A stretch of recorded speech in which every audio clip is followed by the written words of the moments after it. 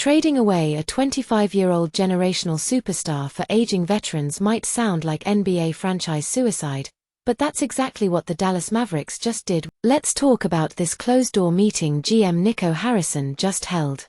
No cameras allowed, which feels incredibly tone-deaf in today's media landscape. He actually tried to justify this trade by pointing to 2.5 quarters of good basketball. You know what's fascinating about this whole situation? The Mavericks are essentially trying to rebrand themselves as a defensive powerhouse after trading away one of the most electrifying offensive players in NBA history. That's exactly what makes this so perplexing. They're betting everything on Anthony Davis, who, when healthy, is arguably the best defensive big man in the league. But that when healthy part is doing a lot of heavy lifting. And let's not forget about the Kyrie Irving situation. They're hoping to have him back by January and are looking to convert his $44 million player option into a 3-year deal.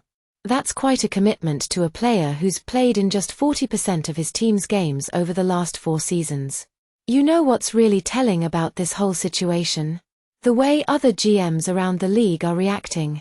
I've heard through various sources that multiple executives were shocked they couldn't beat the Mavericks' offer. Exactly. The Suns gave up 4 first-round picks and multiple players for Durant.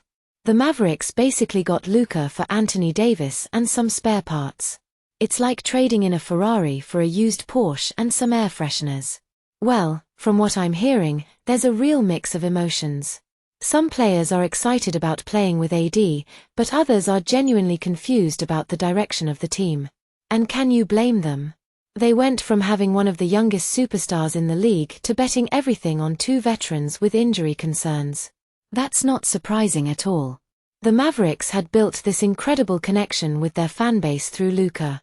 He was their guy, drafted young, developed in their system, became a superstar wearing their colors. That kind of connection is hard to replace. The closest comparison might be when the Bucks traded Kareem Abdul-Jabbar to the Lakers in 1975. But even then, they got multiple players and picks in return. This feels more like the Celtics trading away Bill Russell, except Russell was at the end of his career, not in his prime like Luka. It's almost like they're trying to get ahead of a story that's already way past them. The narrative is out there, and no amount of closed-door meetings is going to change it. They needed to be more transparent, more direct with their fanbase. Well, they've essentially put all their chips on the next 3 years. If Davis stays healthy, if Kyrie comes back strong, if they can build a defensive identity, those are a lot of ifs. But if it doesn't work out, they might have just set the franchise back a decade. And that's really the crux of this whole situation. They're not just asking Davis to be great, they're asking him to be transformative. To completely change the identity of this team from an offensive juggernaut to a defensive powerhouse.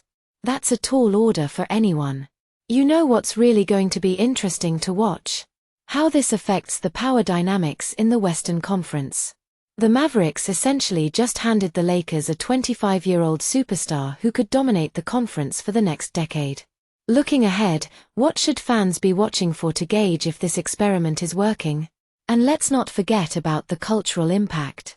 Dallas had become a destination for European players because of Luka. That appeal might disappear overnight. Well, I guess we'll find out soon enough if defense really does win championships, or if the Mavericks just made one of the biggest mistakes in NBA history.